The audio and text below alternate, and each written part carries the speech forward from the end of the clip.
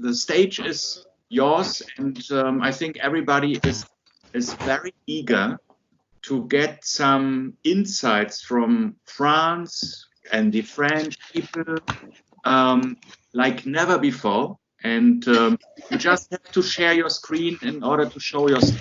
You have prepared something, and the stage is yours. I think maybe the introduction of everybody we do in the question and answer session, that we are not losing too much time. Christophe, stage is okay. The Italian wine, the Italian cookies, and the Italian cheese are better than French. Come on! We start with the trash talk very early. Sorry. I hope you can see. I hope you can see this. The nice, lovely bottle of red wine from Italy. Oh, sounds so good. Biscuits, chocolate biscuits with hazelnut from Tuscany and Piedmont. That's what I'm eating. Over to you, Christophe. Okay, so I have German one, so. Oh my goodness. I'm actually on my iPad, so I don't know I can share my presentation with you guys, but I just sent it to you after, and I just wanted to talk to you about France, but not in a very conventional way, because everybody heard about France, everybody went there, and at least I will not bother you with the economic figures like GDP and so on, because I don't know whether GDP would be reliable or not in the next few months. But I just wanted to give you a fresher outlook with maybe a bit of humor. So regarding my background, is this your humor or real humor? Sorry. And when you talk about background, are you talking about what we see in the back of your room or your education? My education is very bad. I've been grown in a military family, and I wanted to work in the airline business. So my father told me, you got two possibilities: or you do a engineer school and you choose to be an officer, or you do a military school Ivy League and you choose to be an officer. So I did a military school, but I chose to do whatever I wanted to do. I did a business school. So we're living in south of France. I'm married. I have one child. He's 10 years old. He's crazy about two things. Thing number one is tennis, and thing number two is ping pong. So mainly things playing with rackets, and now he can play tennis back. So I think he would be happy when he'd be back playing. But we've got a lot of rules to play tennis, actually. I've been working in the airline industry over the past nearly 30 years now. I started with Air France because I got a French accent, and at this time it was the only airline available on the marketplace. And I started at Air France as a civil servant. So I think I've been crazy enough to leave Air France after 4 years. I started in Helsinki. I speak a few words of Finnish, more especially to order beers and survive. I have the same Finnish skills as John has, probably. And I've been working after in Syria, and then I moved to Air Inter, and they found me this kind of specialization, which is to do restructuring of airlines. So not the guy you expect to see, in an airline. And then I moved to BA because this guy created a new solution called revenue management, and for me it was fun because I thought it was mathematics plus finance. So I moved to BA to work in London, and I did not even have time to find a flat in the UK. That BA told me, we bought an airline in France, we will send you back as an expat. So I was a British guy at BA in charge of reporting information, but French as well. But I was in a kind of funny position because I had an expat package in my hometown. Cheers. And so this is a bit of my background. Then I worked for these airlines. I worked in Tahiti to start up an airline as well, and revenue management and all the solution regarding commercial. We started Air Tahiti Nui. It was in 1998. Then I worked for a startup company in Sweden, which has been acquired by Sabre. And it's how I ended up to meet Marco and John and most of the group here, or at least the ex-Sabre people, and we've been working together for a few years. Christoph, shall I share your slides? If you want, yes. That's.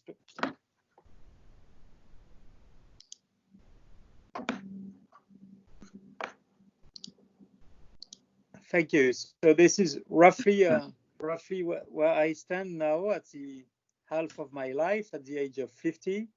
And I created a startup company 6 or 7 years ago now. We do boring stuff with algorithm and forecasting for airlines. So actually, we don't have much to forecast because at least we should not forecast with historical data.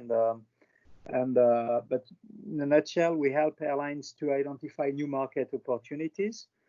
We were at the edge to develop to build a solution for Air France, but we were due to sign the contract on the 18th of March to work with them on hypervision for flight operations, but we will not be able to start anyway because Air France has now is stalled in decisions. And I'm teaching part-time, so I'm teaching 2 main topics. The main topic is revenue management and pricing. So I'm teaching that in a bridge and mining school in Paris. It's an engineering school, and I'm teaching in India, in Bangalore as well. And I also teach global leadership, mainly in a cultural context and cultural awareness points. And I'm teaching in France, in India, and I give lectures in China as well. So that's where I stand today in terms of life. So I forgot to say we have 2 dogs as well. And can you go to the next slide, please, Daniel? So I'd like to share with you a bit of a useful facts. Can I say something, Christoph? Yes. There's one thing you forgot to add, and that's my assessment of having known you for many years and having had the pleasure to work with you. Your intellect and your heart are as big as you are not necessarily the tallest person in the planet. Thank you, Marco. You know, I got 3 more kilos during the lockdown. No, that's not that, but that doesn't change. That doesn't change your sharp skills, your intellect, and your empathy and your heart, for which I That's love. sweet of you, Marco. Thanks a lot, Marco. I think to me, before I thought empathy was not important, but I've been thinking it's probably the best thing we can do in business and at a personal level as well. Yes. So now I will not be able to talk because you may force me to cry, Marco. So I'd like to share with you about very useful and useless facts about France and to help you prepare the post-COVID recovery. First thing, in France, you know, the French people love eating snails. And the law prohibits, since about 150 years, it was before on trains, but on high-speed train, snails need to have a ticket. You cannot send snails through the post because the post is always on strike or most of the time. And when they're on strike, the snails are, you know, may break the stamping machines or whatever because it may be longer. But the snails have to pay tickets. And there is a law which has not been changed for that. We are also the first country to have banned supermarkets from throwing away unsold food 4 years ago, just before Sweden and Finland. Because before, I think in supermarkets, everybody's throwing food and nobody could take food or resell it or give it to poor people. Compared to Italy, Marco, and I have to stress that, we're producing 1,200 varieties of cheese. You keep on trying, but you can't compete with a good cheese. That's the problem. Yeah.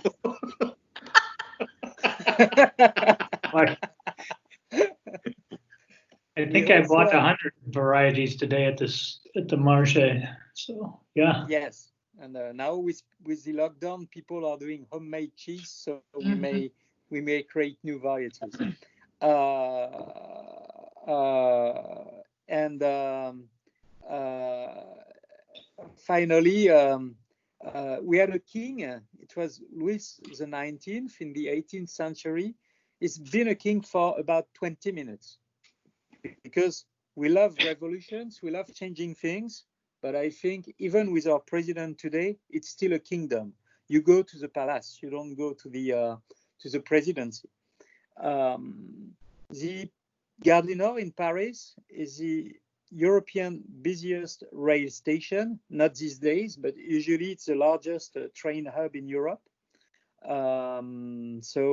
Maybe they are thinking about a new way to do business actually, because as people do commute less, it's a big shock for all these shops and even for airports for duty free. We got the most expensive French wine. It's called Romanée Conti, and the glass is around 1,600 euros. It's right here. Yeah. Do you ship? And Nice. we were on the target to reach 100 million tourists, but it's the #1 tourist destination with 83 million people who visited last year. Wow. So tourism is a big concern actually with the COVID. And there was the Prime Minister this morning said that the vacation will only happen in France this year, because French people, even if there would be an economic crisis, their main concern is vacation this summer, because the country is normally locked down between the 15th of July and mid-August, and that would not change because we are probably in terms of culture, the culture #1 in terms of resistance to change. We hate change, or at least for the others it's okay, but for us it should not change. And at the radio in France, 40% of music which is broadcasted must be French music to preserve French culture. And we also had the oldest woman in the world. It's not Chinese. She's French. She was Jeanne Calment, and she died at 122 years old. And she said what helped her survive and live longer was a glass of wine every day. John, we said a glass, not a bottle.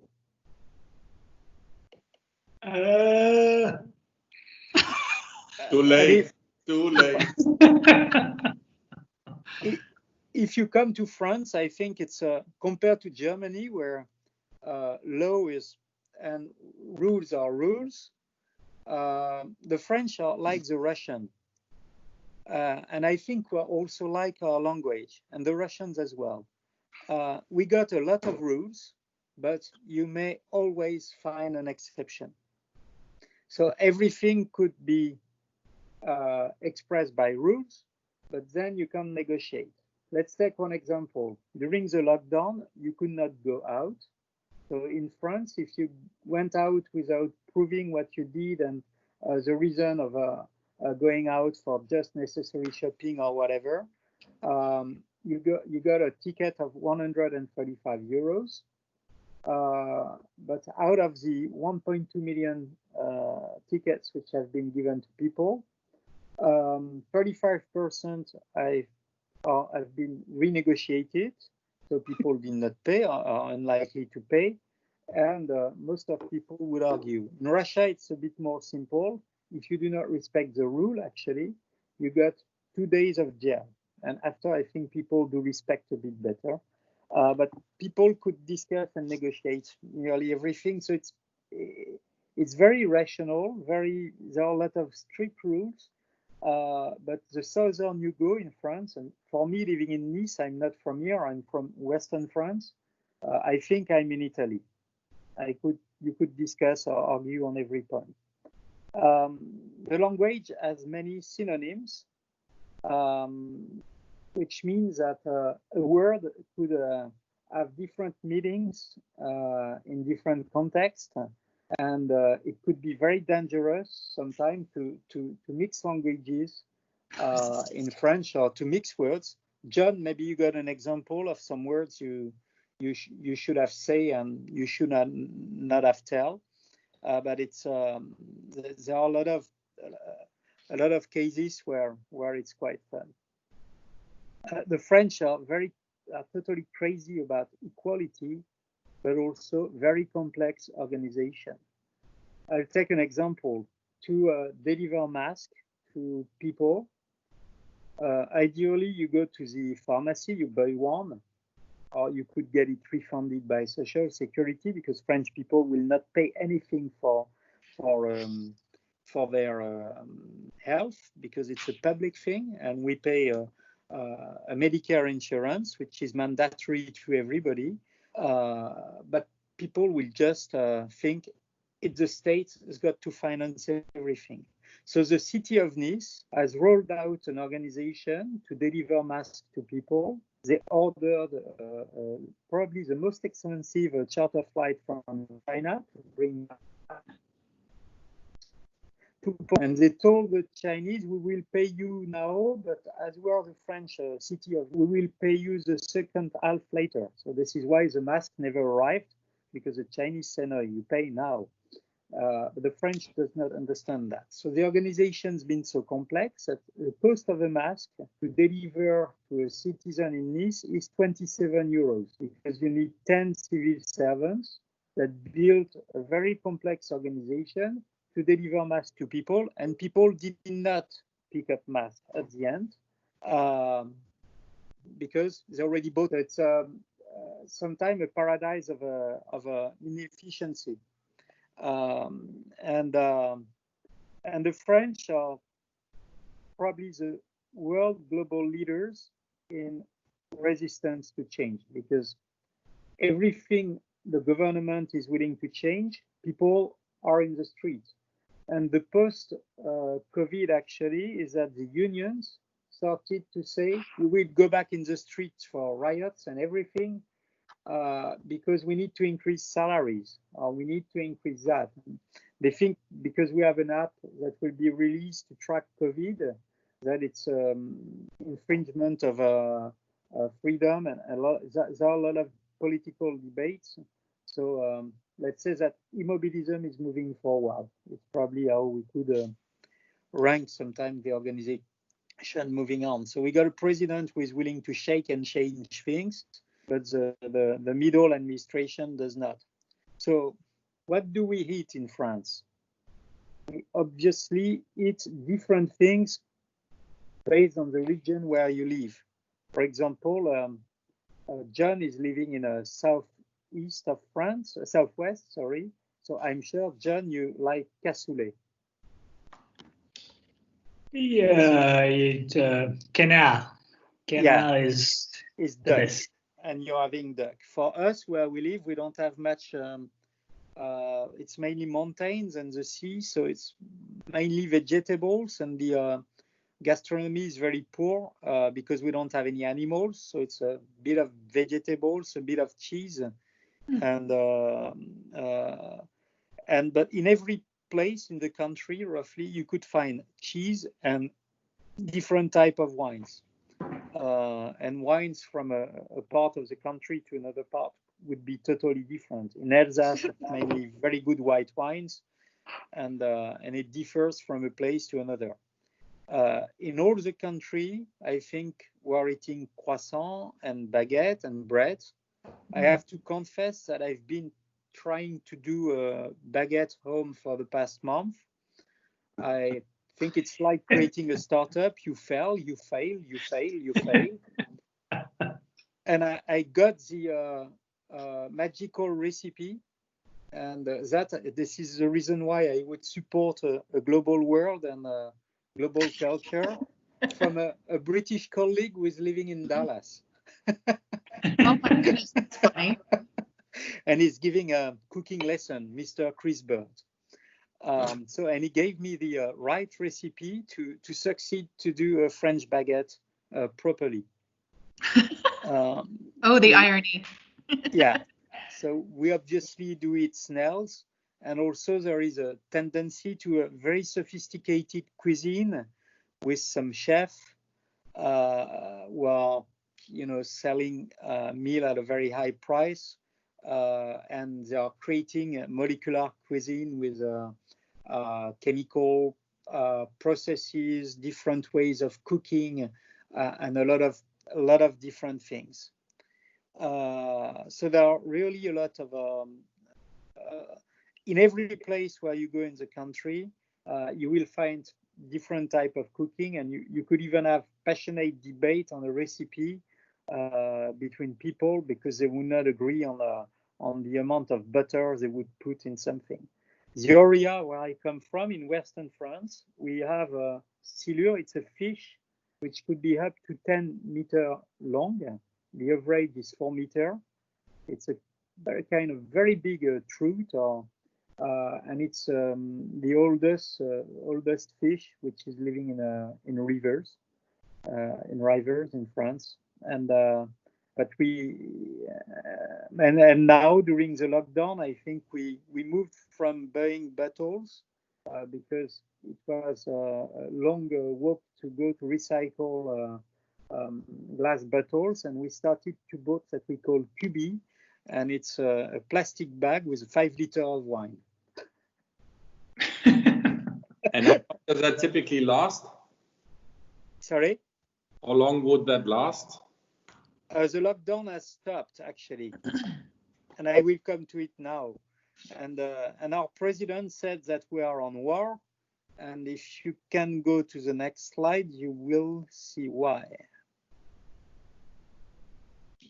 The first thing is a picture I made at the supermarket at the beginning of the lockdown. So we did not care about toilet paper, but mainly about food. So everybody started to buy pasta, rice, and there were no more pasta or rice for about a week in supermarkets. Christoph? Yes? I couldn't resist, but you took a photograph of an empty shelf where there used to be Italian pasta. Yeah. I told you, Marco, I'm really convinced that we are European. Yeah. Oh, maybe Italian is the only one left. Yes. Oh, see, that's spoiling my. But compared to you, Marco, I'm living at the Italian border. Yes, and I envy you for that. For many reasons, I envy you for the place. No, you know why this one is left over? Because c'est la grande nation. These are piccolini. That's not meeting somebody from the grande nation. Yes. Yeah, probably. Compared to Mr. Trump, who did talk a lot, our president did only talk 3 times, and he made a few trips on the field. But in France, the president is just dealing with international business by the constitution or tradition, and the prime minister is dealing with the shit. So, and every night we had a press conference that everybody was watching, with a number of people who died during the day. And the Minister of Health and the Chief Medical Officer were giving a speech and making a PowerPoint on what are next steps. And they divided France in green, orange, and red areas. And since this Monday, we managed to get out of lockdown, and where we live, we were in orange, but our politicians managed to negotiate to turn green because people wanted to get out.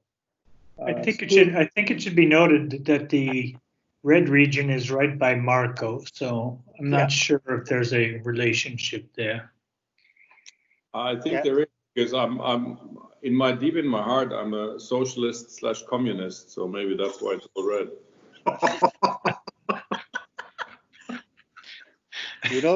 Because Marco, I genuinely believe in equality and equal rights for everybody and equal distribution of welfare.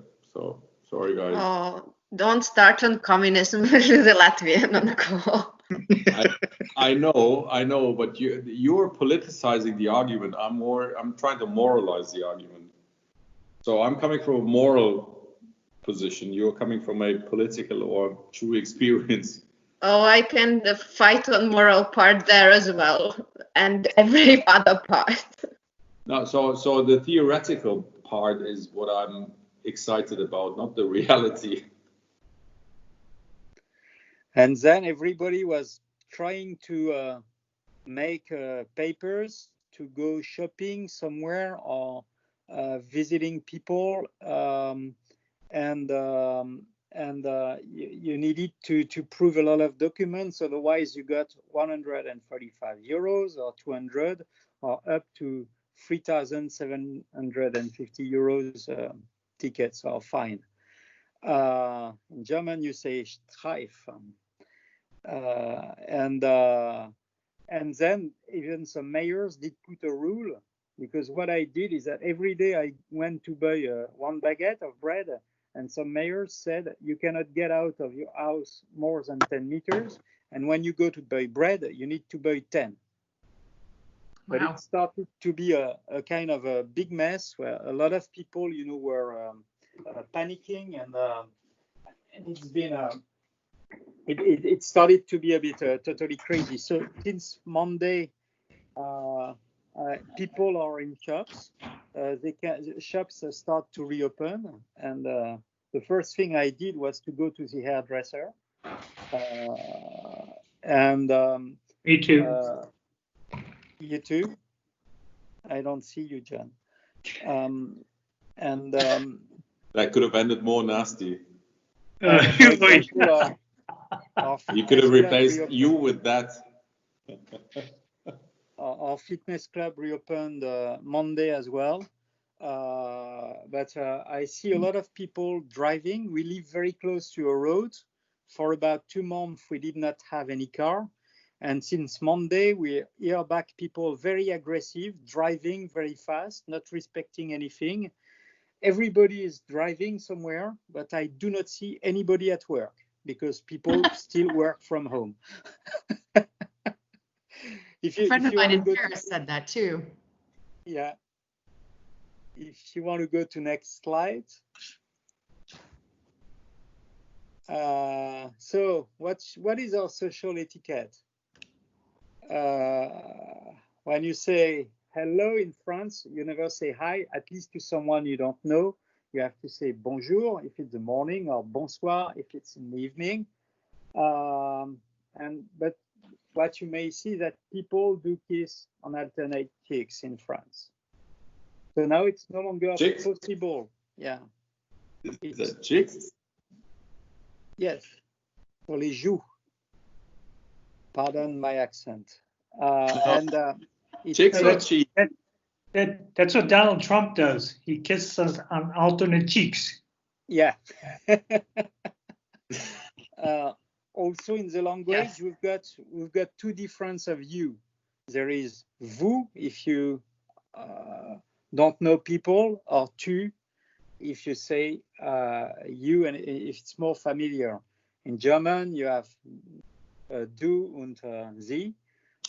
It does not exist in English. If you're in Sweden, for example, you say de, ni. It's the same for everybody, and the language has a lot of differences, in terms of etiquette, and from the way the people talk or the way the people behave, we can really decode from which social background they come from. Because we still have all this old aristocracy and a very long history, so you can really understand where people come from based on the way they speak. We got different accents as well.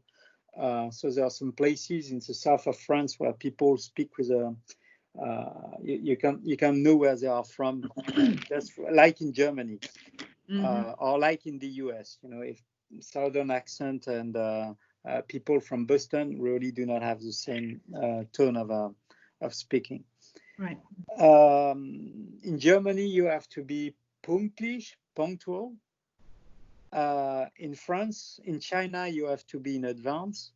In France, you have to be 10 minutes late to be polite. So if you're invited for a dinner, you just come a bit late, because people, when you arrive, if you arrive on time, the people who invite you, they will not be totally ready. So Wow. after 10 p.m., do not make any noise.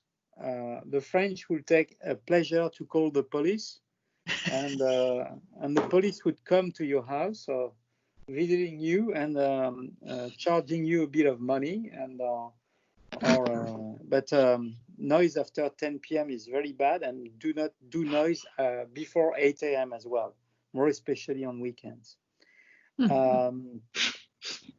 Rule bending. We have a word which we call exceptionnellement.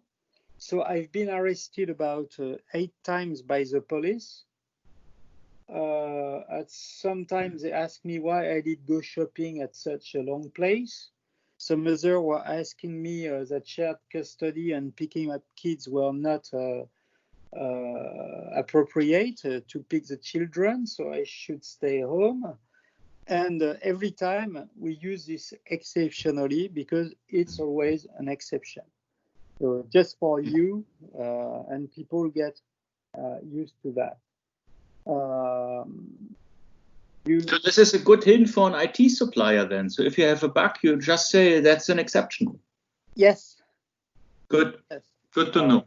Yeah, I think it's very good when if you're dealing for something with our friends, you say exceptionally it will not work for the next 6 months. Maybe that's what Amadeus uses next time the DCS goes down at BA or Qantas. Well, yes, but at the time of EDS, I think we had a lot of exceptions as well. Yes. And do not dress casually for official occasions. One day, when I created my startup company, I've been invited because we just for fun, we applied for the an innovation challenge from the government, and I asked advice to a guy I knew was working for the staff of the previous president, Mr. Hollande. And this guy gave me a bit of insight and a bit of ideas how to process. And well, I've been invited to pick up the award by Mr. Hollande, the French president, and I arrived dressed with a shirt, with a jacket, with no tie, and with a pair of jeans. And they didn't want to let me in. Wow. And I said, but we are invited by the president, and you talk to some gendarmes, military police. And I ended up to explain the guys that I'm a reserve officer in the gendarmerie. I gave them my military ID, and then they let me in. And when I was talking to the president, he did not care. But people very focus on the appearance. The appearance is always very important. It changes a bit now. But there are still a lot of things to do. And I remember also I've been being in a bar in Israel with we were a bit drunk with Emmanuel Macron, who is now our president, and some other guys. The French ambassador was totally mad about seeing us with no tie and with alcohol. But appearance has a lot of importance. When you're invited at someone's place, just bring a small gift or flowers or a bottle of wine or for an invitation. But for flowers, just avoid to buy some chrysanthemums because it's only for funerals. In Japan, it's a flower for felicity and any special occasion like a wedding and so on. But in France, it's really the opposite. and the French people, they love talking about politics and religion. And depends also, people are only also talking about football, but there would be a lot of passionate debate about politics where people could argue. They could even argue very strongly, because the voice can be very strong and people do not listen to each other. But it's sometimes the way it works. Do we have a last slide? No, that was the last one. So this is what I wanted to tell you, is maybe a bit of an unconventional way about my country. I got to say a last thing. My mom is originally from Scotland, so I got dual passports. Thank you. Oh, I hope you survive. Merci, merci. Clap, golf clap. that was a lot. That's fascinating. There's so much. And this you. puts the pressure now on Carrie and all the other presenters for the upcoming weeks. Very good, Christophe. Very good. Yes, you set the bar high, but you gave me ideas. Christoph, can I ask a question? Yes, please. Yeah, I'm Anuja. I'm an Indian staying now in Germany. So one thing I have learned in a hard way coming in Germany is like you're not supposed to visit any of your friends or relatives or anybody without an invitation. So in India, it's very common, like in the evening, we just show up in some houses of our relatives or friends. But if you want to meet your father or grandfather, you have to get an invitation. So is there something that French also follow, like something which I should not do when I am in France, if I'm going to live in France? Well, for example, the French are very protective when it comes to family. So if you're invited to by a family at their place, you will start to build a personal relationship. In India, it's different. I'll take an example. I was in Delhi last year, and a friend of mine told me, "Oh, I will invite you tonight. We go to the golf club in Delhi."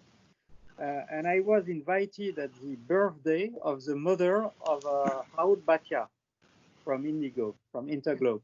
Oh. So I was seated near a guy, which happened to be Raoul, and I was the only foreign guy there. Everybody was talking to me. In France, it would be very difficult to happen. Also, when you're invited by people, you have to wait for them to tell you to sit. Okay. You will not sit at the table wherever you want. In some places there is a kind of a seat map or seat plan, and then it's getting more and more casual. My family has been very traditional. So when I was a child, for example, children were not authorized to talk at the table. And you could not leave the table before you were done. Before my father was done with the dinner, so you had to wait. Okay. And were you using the tu or the vous with your father? With my father, it was tu, but my parents were saying vous to each other. So I think I'm at this change of a generation, you know. But Balladur, it was known that also his children had to vouvoyer him, isn't it? Yeah. Yes. Yeah. And but Chirac was saying vous to his wife as well. Where are you from in India? Kochi, Kerala, the southernmost part. Yeah. I'm teaching at the IIM in Bangalore. Ah, okay. Okay. I have a quick question too.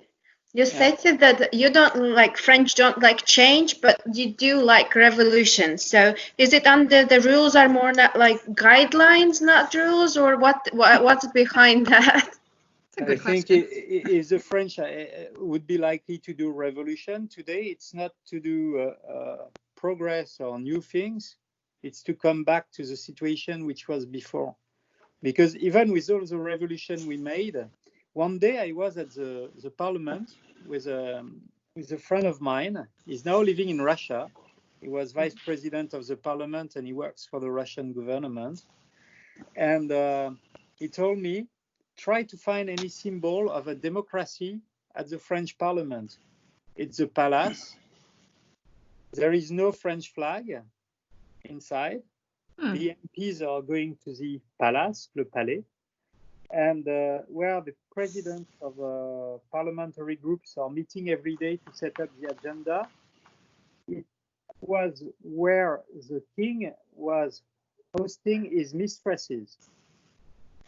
And it has a very nice symbol that the parliament is really the mistress of the government.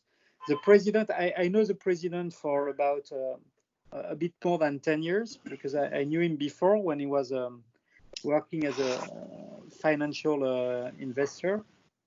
And since he's the president now, I think they built around him, the staff has built around him a kind of court, and cannot be approached anymore. When he turned being the president, he had people he knew in every area, and I was one of his contacts in the aviation business. And when he was asking something to one of the government member of the administration, he was sending a text message to everybody in the middle of the night. What do you think about that? After 6 months, he did not receive anything because the administration has built around him a kind of a safety belt to control everything. So you're entering into a role. But we're an old monarchy. Where are you from, Jintra? Originally, I'm from Latvia, but Lettonie for you. Yeah, I'm living in Germany at the moment. Okay. My son has a girlfriend from Lithuania. It's not the same thing, but yeah, a totally different language. It's like Yiddish. Hang on, your son is 10 years old. Yes, but he met a girlfriend at tennis, you know. Yeah. Yeah. And now he will. He's French. He's French, Marco. It's okay. It's okay. Yeah. But he will be able to see his Greek friend, Mr. Tsitsipas. Okay. The thing that I can teach you in Lithuanian is how to say thank you, which is ačiū, like you're sneezing. Yeah. It's good to know. Yeah. Indeed. And, Christoph. Yes. I would only add, and it was wonderful presentation, a very Christoph-like presentation of ironies in the comedy and other things. But I think one thing that I've learned from being here is there's such a difference between Paris, Lyon, Nice, and now that I live in the provinces. Yeah. And I think it's the same in Italy and probably Germany, I don't know. But it's such a different life living in the provinces and living in the city. Yes. So we live totally differently. When I was living in Paris, I think it's a place where you work more than living. And the difference is that you can go out to a restaurant without making big plans. When we are living in Nice, you need to make sure restaurants are opened. We don't live in the city, but in a small town. So you got to plan things. You meet people more easily in the south. We can organize a barbecue and call our neighbor, and everybody's set for the next 30 minutes. Everybody's coming with his own food, and we share. So it's much more casual. Brittany is different as well. Yes.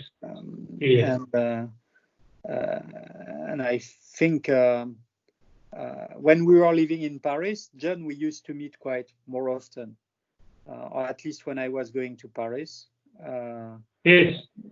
But now it's. Well, my point was more that if you're not from here, people equate Paris to this is what France is, and Paris is Paris, and outside of Paris is a whole different France.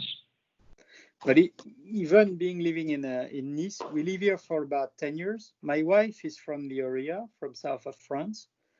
My name does not look like ending up with an I, so I do not look. Nice was part of Italy up to 1860. Yes. Oh, you're Marco. You're related to Marco.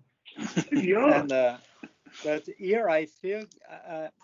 Well, I live here, but I do not feel totally integrated because local people are just between local, and we are mainly into an international community. My son is going into a German school, so we got a lot of German friends. And going to the tennis club, it's mainly people coming from all over the world who are playing in the club. So today I bumped into a Greek guy, and I finally talked to my Indian colleague who was locked down for the past 2 months.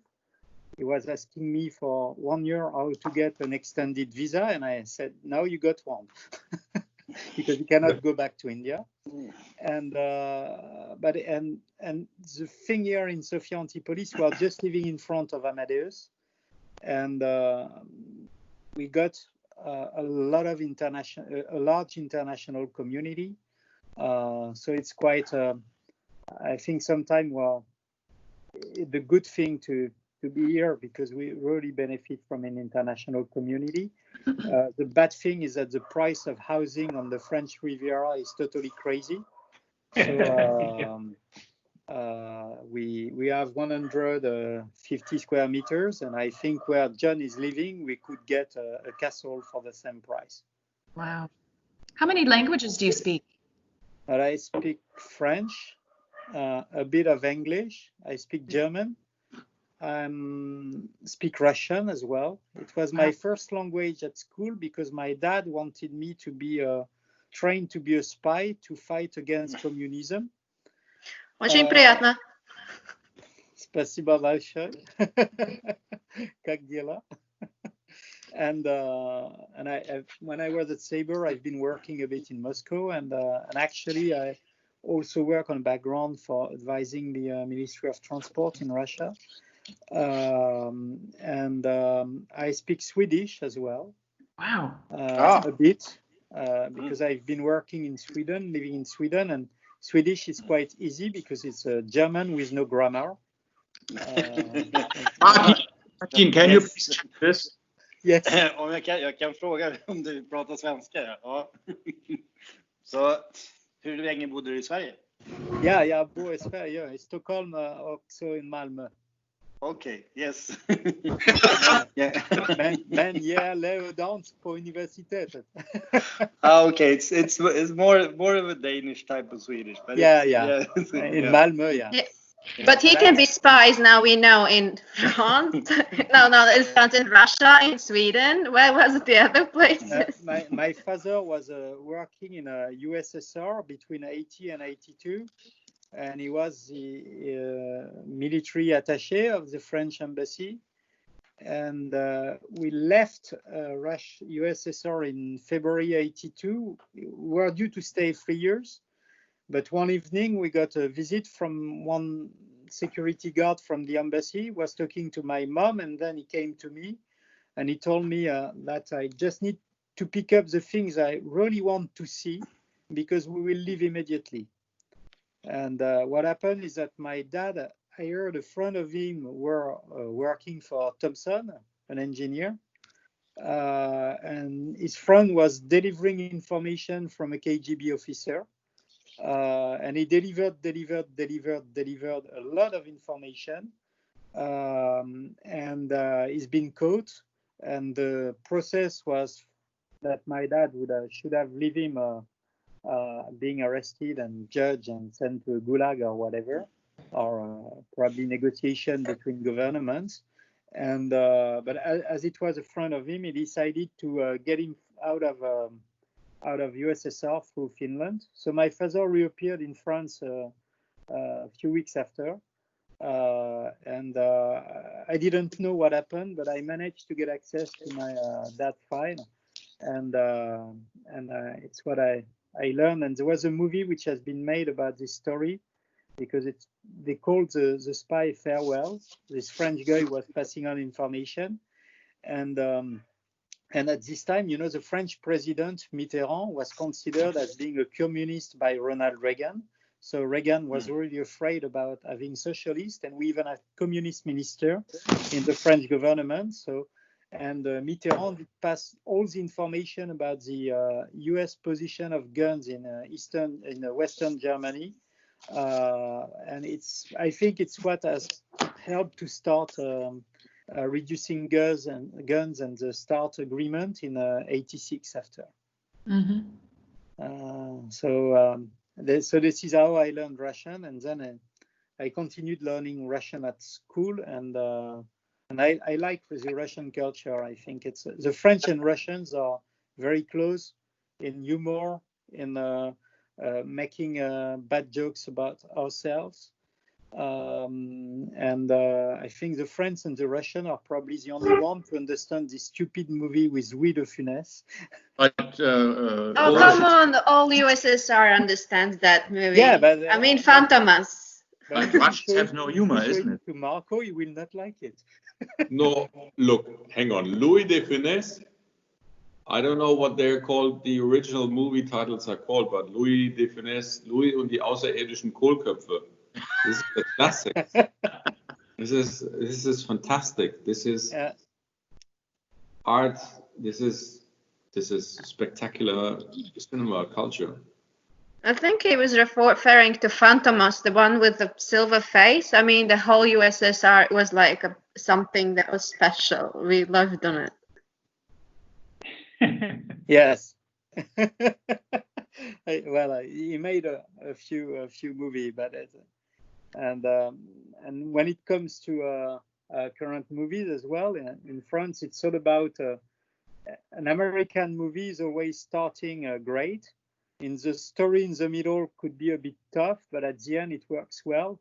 In France, in most cases, the hero dies at the end. So this is why the French are a bit always seeing the glass empty, half empty, or rather than half full. So maybe you need to picture the fictitious world half empty to realize that your glass is actually half full. Yeah. Maybe it's the Hollywood culture that got it wrong, where everything ends up well and you realize that shit, where's my social security, where's my Medicare, where's my unemployment benefits? Yeah. But if you do a meeting at Air France, you talk about problems. If you do a meeting at Etihad, you talk about opportunities. That's interesting. Yeah. Yes. Well, having a son as a movie producer in Hollywood, I would have to say that, well, yeah, they're relatively optimistic these days. So it's all good. But I'm curious to hear from young Willem, because he's, you know, who do you love more, the French or the Germans? So Christophe, this is John talking to Jan. I'm from Holland, representing Holland, and the reason he's asking, because we both met each other in Germany, and he knows I worked for Amadeus, and I lived close by. Where do you live? Where do you live now exactly? You live in Haute-Sauteux, Garbagère, or Valbonne? Or?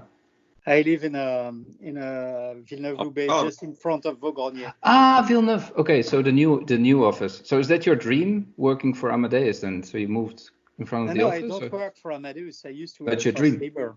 No, I don't dream about working for Amadeus because I hate doing meetings. Yeah, and you end up in one. No, but John asked me a question. I had a question for John as well, but because your presentation really inspired me, as the title says. So the French versus the Germans. I realized in the US, John, and that's probably the reason why we moved back. And this is a serious answer, not trying to be funny. That even though we love the US and we love Chicago, we feel European. And and that's still, and especially living in Berlin now, which is such a melting pot of cultures, I can't really say.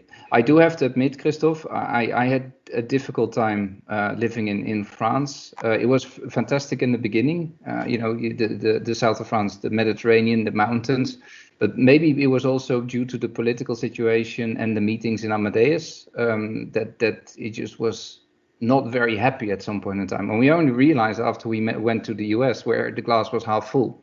And I think it's that glass half empty mentality that just, didn't do it for us. For now, it's Europe. You see this in this situation. We just feel at home in Europe, regardless the country, I would say. Mm-hmm. So you mentioned something interesting, and I saw the book as well that was presented last time, the culture map, which is laying around here somewhere. Which book would you recommend to us if we truly want to understand the French culture? Well, Erin is a good friend of mine, so I would recommend her book as well, Erin Meyer, The Culture Map. Yeah. I also I think the guys who invented in terms of research, because this new science of cross culture comes from the 80s, because before we did not travel. And there are two guys I really like. The first one is Geert Hofstede. He's a Dutch guy, and he's the one who developed the first dimensions of cultural differences. And I also like another researcher called Fons Trompenaars, and he's Dutch as well. And he made a lot of research and could combine culture differences with corporate cultures as well. Because, for example, imagine we would merge Amadeus with Sabre. One is a market-driven organization, and the other is a company of engineers. It would be really, really interesting if you could merge these two cultures, which are totally different. If you talk to American people, they would tell you they got the best social security system in the world. The French would tell you got the best as well. And both systems are totally opposite.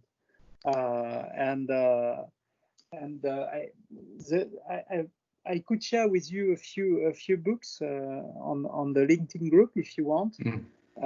And what interests me when I'm giving lectures actually is getting into. Most of us, we've been living in different countries. And what you said, living here in Sofia or in the south of France, I've been living here for 10 years. I don't think I'm integrated. And I even say that I'm French. Yeah. The Amadeus culture is maybe something different as well, because it's all this cast of engineering school, and people who come from that. Rather, it's more important to say what you do than doing it. Now, Amadeus has laid off 900 contractors. As the contractors were delivering and coding, and all the managers are doing meetings. I was just telling one VP recently, I think now you will have to redesign your organization. And when it comes to global culture, I think we can easily take what's good in every place where we've been living and building our own family culture, our own way to view things. For example, when I'm listening radio when I work. I listen to a radio from Germany because I like the music. I got information as well from Baden, not Baden-Baden, but for the Badestadt. And I could watch different type of TV. But when we were younger, when I was living in Finland, I lived in the Swedish area of Helsinki, because otherwise I could not have access to something I could read, because Finnish is a totally different language. But now we got access to, we could live in France being American, we could live in the US speaking French, we could live in Williamsburg being a Jewish Hasidic without changing anything as well. I think, and for our children, will we create a global culture? Or because now we see countries who want to close borders, And COVID is quite good for that, because I think the wall is built in the US, the wall is built in France. We live 20 kilometers from the Italian border. We cannot go to Italy anymore. Italians cannot come here. There is no more debate about migrants crossing Europe, because the COVID seems to have stopped everything. And most of the politicians I see in Germany, when I'm listening to the radio, I see Kauf Lokal, buy local products. In France, it's the same. You need to buy local products, even if it's getting more expensive. I heard people in a shop on Tuesday saying, we want to buy something which has not been done by Chinese. Good luck so far.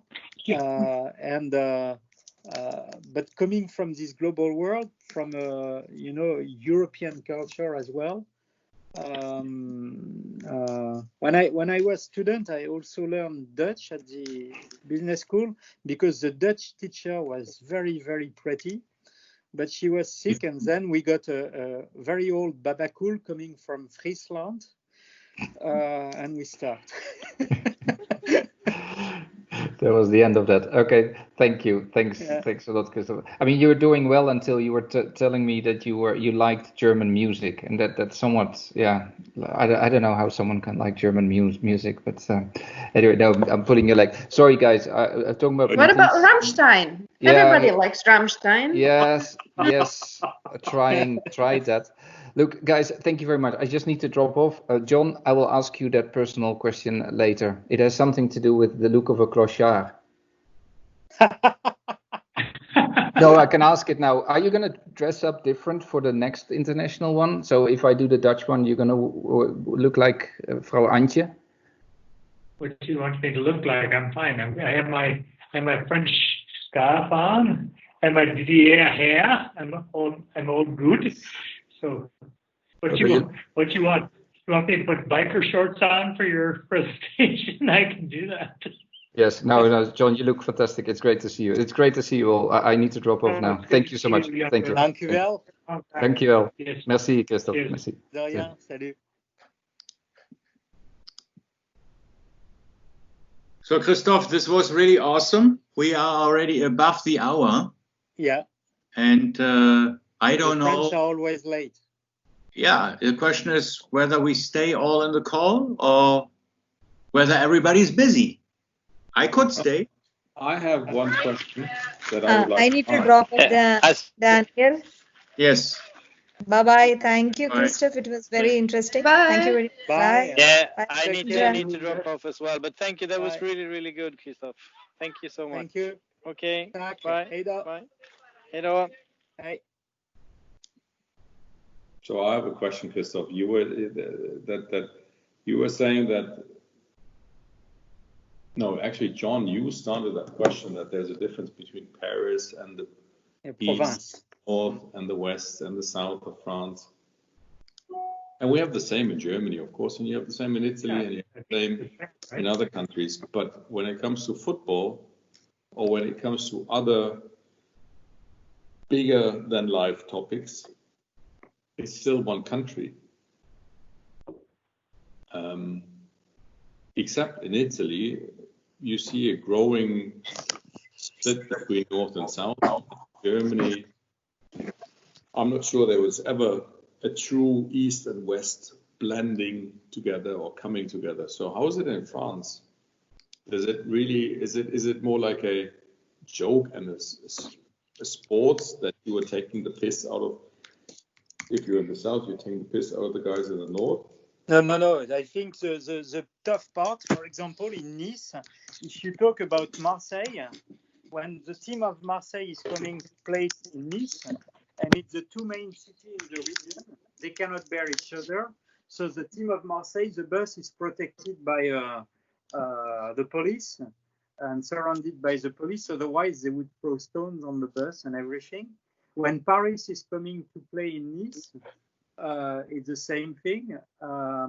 In France, I think, related to sport, they're a bit of a team. People like their team. I don't like football, but I'm crazy about maybe rugby. So my wife is crazy about the team of Toulon, and I prefer the team in Paris or whatever. But the difference between France and Germany when it comes to region, in France we got different region, different culture in every region, but France is a country which is highly centralized. All the decisions are made in Paris. So there is Paris and the province, the rest of the country. And those are different provinces. And everybody's dreaming politically in this country to give more autonomy to provinces. So if there is a decision to make a plan to order masks, it has to come from Paris. It's always top down. But people in Toulouse, I think, if you live in Toulouse, when I go to Toulouse, I teach there sometime. And every time I go to Toulouse, I think life is different than the one in Nice. When I moved from Paris to Nice, when you take a flight in Paris, it took me like 4 months. I was flying a lot between both cities. And when I was flying to Paris, I was thinking I was going down on vacation to Nice. And one day I realized that I was coming home. And when you fly to Nice, you recognize people who are from Nice in the aircraft and the one who are from Paris. They are dressed differently. The people in Nice, they have a very nice suit, Italian style with no socks. So Christoph, Like I have really to admit, I was studying 1 year in France. I was working half a year in Corsica. I was 4.5 years with a French girlfriend, but I learned more tonight from you. Really? Yes. Yeah, but don't make a conclusion that I will be your next girlfriend. Oh, but she was from Aix-en-Provence. Her father was really very chauvin. Yeah. So, and being a German, he treated me a little bit like this. So we were then talking about the French in the Olympic Stadium in Berlin, 36 and so on. So I had to defend myself. Yeah. And when I then also won against him in pétanque, you can imagine c'est la guerre for him. So that's why I had that was the end of the 4.5 years, I suppose. Exactly. Actually, I think that I've seen 2 versions of the movie, French and Italian, where this worker for the government is sent to southern or the other part of France or Italy. I think Italy was southern, northern, and France it was, I don't remember from where to where. And then he's trying to live the southern style, meaning a lot relaxed and everything. That's the welcome to the Sties or bienvenue. Yeah, but I mean, there's Italian and French version to that. I only know the French one, to be honest. The guy from the Côte d'Azur is sent to some hillbilly post in the north of France. Yeah. And there's Italian version of that movie as well. I've seen them both. For some reason. This nice movie with his father who has 4 daughters to marry. And they all have foreign and colored and Jewish and so on boyfriend. That's also very funny. But when I married, my wife his family is originally, her mom is from Corsica, and her dad was a Pied Noir, this French Jewish living in Algeria.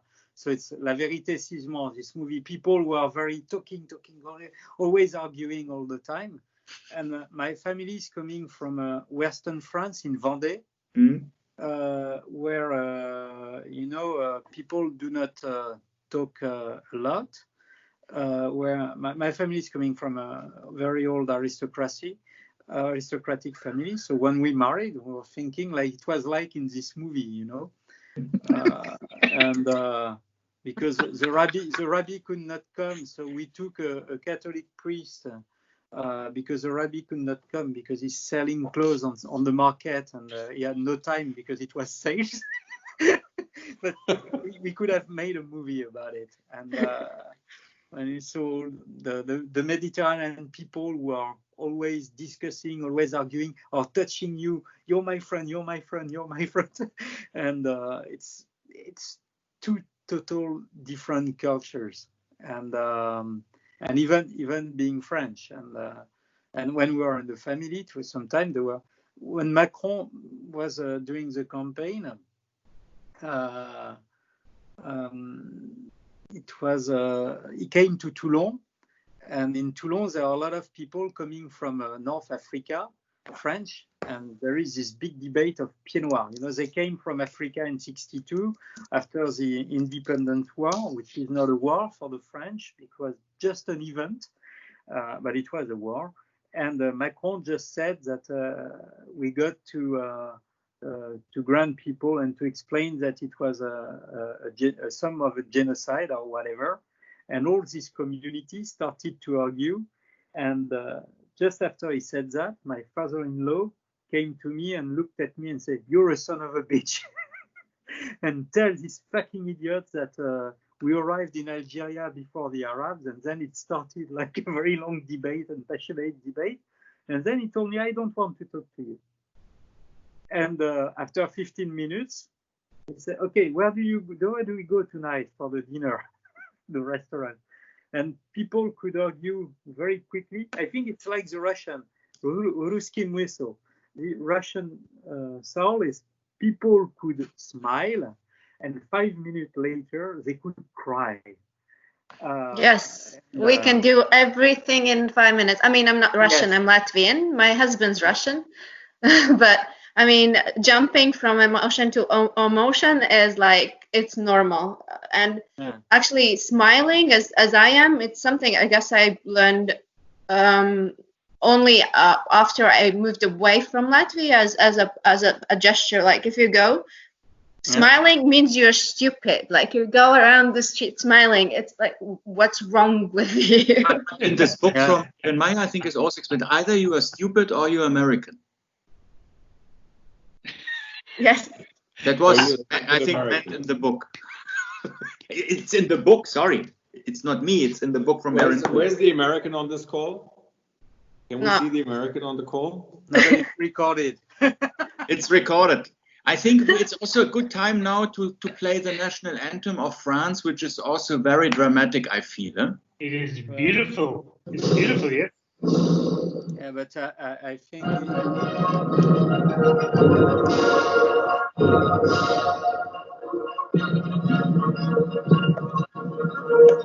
Allons enfants de la patrie. When I was this way, Marco. It's the long version. It's a remix. It's a remix version. This way. 12-inch. Unfortunately, it's very hard to hear. Yeah, it's a remix version with Beyoncé. Le jour de gloire est arrivé. When I was in the army, I loved singing, but I was the shortest man, so I was at the back, not at the front. And I don't sing very well, so it was always Humbert ta gueule.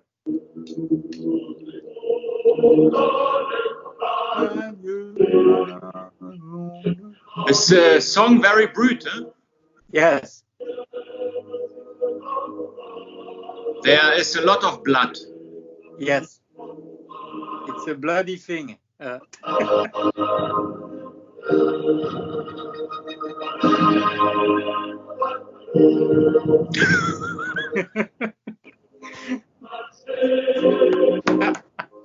a fantastic scene in Casablanca when they're sitting in Rick's cafe and the German Nazi soldiers are playing or singing a German song, and then all of a sudden all these exiled French guys standing up and are singing the Marseillaise. Mm-hmm. But is it really this perception? Because I was always astonished when I was in Russia or in Belarus or in the Baltic countries. I always make group pictures, and I was the only guy smiling, and everybody was making jokes about me. Why all the others are having these grumpy faces and you are the only one smiling? Is it really that strange to smile if you are taken on a picture? Because you could be perceived stupid? It cannot be. I cannot No. It's not like that. It's just you don't smile just without the reason. If you go down the street smiling, the people look at you and first they will like make this face like surprise, and then they will smile like, oh, he's just smiling, not just being crazy drunk or something. Yeah, but let's say you go somewhere out and you want to meet a girl, you cannot smile at her because No. You can, of course. There is it allowed. There's a different levels of closeness, let's call it that way. We don't go from being not knowing each other and straight away being friends, like how you feel when you go for example in Georgia, which are really friendly people there. But for us, it's like stages. You just build up to the friendly part of it, where you're open and like it's a longer road. Let's call it that way. And So on your first night out, you don't smile. Depends. Can the guy make me laugh? Dintra, by Georgia, you mean Georgia? Yes. Yes, the Russian Georgia, not the American. No, not American Georgia. I have a story about Georgia because one day in Moscow, I've been, I had a passport check or ID check from the police, the militia, or near the Red Square, and I gave my passport, and the guy told me he was asking me $100 or euros to give me back my passport. The policeman, it was 15 years ago or even a bit more, and the mistake I made is that I started to speak to them in Russian, and the guys told me, you're Russian, you stole the passport, and so we'll take you to the police station and blah blah and so on and so on. And I speak Russian with a bit of a relaxed accent, so suddenly the other policeman looked at me and said, "Ty Gruzin." Like, you're from Georgia. And I just look straight to the guys and I say, if I'm really from Georgia, I can promise you it's not 100 that I will pay you, is that you will give me money back. Yeah, no, the smiling is, I mean, now like younger people smile a lot more and everything, but we are a bit, on that part of the world, a bit more aggressive people. I mean, the driving is aggressive, how we treat each other is a bit more, how to say, straightforward than that people are used to here. Like I went to the Latvian restaurant here with guys that were from South Africa, from Russia, from like all over the world, because our company is like that. And he was like basically rude back at me in Latvian, just don't talk over each other, like make your friends speak one language. And for me, it's like, oh my gosh, this feels like home. And also, the first time I was in Russia for business, it was with Aeroflot. And I was with a guy from Dallas who was with us. And suddenly, when people start to talk in Russia, it's a very strong discussion. And he looked at me, oh, do they argue? I said, no, it's not argue, they just talk. Yeah. It's a tak громко говорить. And the boss is the boss. Yeah. But we were one day, you remember, Marco, Catherine Perchat? At Sabre? Oh, dear. Yes. And with Catherine Perchat, she was a colleague of us. She's a German, but she's living in Seychelles. Her husband was CEO of Air Seychelles at that time. Yes, I just talked to him 30 minutes before. He's in Paris and he's paying the house in Seychelles, so she does not come back. She's locked down in Seychelles. And so Catherine, we were with her in Ukraine. And I was with Klaas Eriksson, a Swedish friend. And we were at the airport hotel in Borispil, but the airport hotel was not close to the airport. It was 20 kilometers away in a kind of a nice suburb in middle of communist towers. So the hotel, you could stay inside. And with Klaas, we decided to go outside to have a beer at the Bierstube in the middle of the place. And he got his bag stolen. And I saw the bag on the counter. So I told the guy at the bar, I said, could you give us the bag? No. And the guy was very tall, so I did not argue. I came back with the guard of the hotel. No. So they stole his ID, passport, computer, everything was stolen. So at midnight, the Ukrainian police arrived. It was in 2004. And the police was, we were with Catherine, was with us, and Catherine was very French because she didn't speak Ukrainian, and Klaas was Swedish. The guy told me, you speak Russian but not Ukrainian. You need to find now an official interpreter who would be able to translate from Ukrainian to Swedish. And I told him we were doing something for the local airline and everything and so on. So maybe we can find a way to discuss and to find an arrangement. And Catherine she did not understand a word, and she was looking at the guys like that all the time, you know, with the head shaking like that. Yes, yeah. And I told her suddenly, Catherine, you need to stop speaking, to stop saying that. She told me, why? These people don't like women. I said, no debate, because the policeman was telling us it's a prostitute with you who may have stolen all the stuff.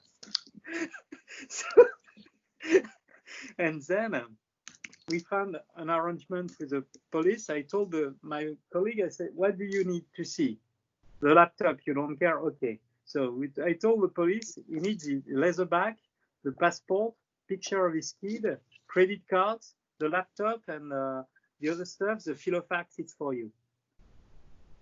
In the middle of the night, there was the AMON, the kind of anti-riot police, who knocked at the 2 doors of my room. And I saw the red sticker of the guns. The guys were like all dressed like for a riot.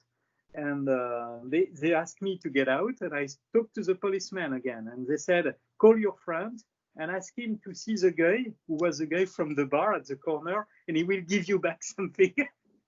And they made an arrangement. They did arrange everything. And when we arrived in the office in the morning, the CEO of the airline came to me and said, you had some issues last night? Everybody was aware about the situation. So I suggest I will now stop the recording. Again, Christoph, this was really awesome. Thank you very much. Thank you very much. A lot of information, a lot of secrets, and I'm really overwhelmed from all your efforts to give us a great insight about your country. With pleasure, and I will share with you, Daniel, on the group some interesting reading I went through on the cross culture. Yes, please. That would be awesome. You can also give some book recommendations. In our last happy hour, we got a nice book from a guy from Latvia and from Erika from Brazil. So that's I already ordered the book from Martin from Air Baltic. We are going to start soon our book club. That's the next evolution of our head. You know what? Maybe we should write a book. We would make more money for the next 2 years than dealing with the airline business. Yeah, we can do that. Yeah, that's okay, sir. All right. I have to write off. I'm sorry.